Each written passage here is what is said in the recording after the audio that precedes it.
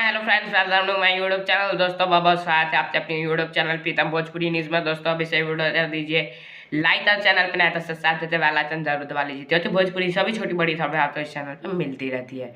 तो बता दें खेसारी लाल यादव, जी हाँ दोस्तों, उनका लगातार नॉन स्टॉप गाने आ रहे हैं। आज भी एक गाना रिलीज हुआ जिसका नाम है जो चुम्मा दे दी जीते जी।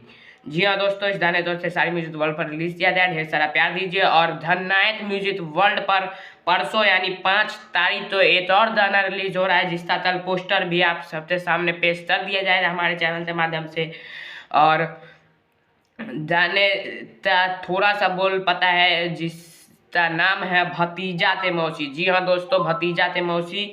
और ये गाने का बोला जननायक म्यूजिक वर्ल्ड से परसों यानी 5 तारीख तो आएगा। कल इसका पोस्टर हम आपको दिखा देंगे। और ये भी बहुत ही शानदार होने वाला है और हो सकता है डायरेक्ट इसका भी वीडियो सॉन्ग रिलीज किया जाए।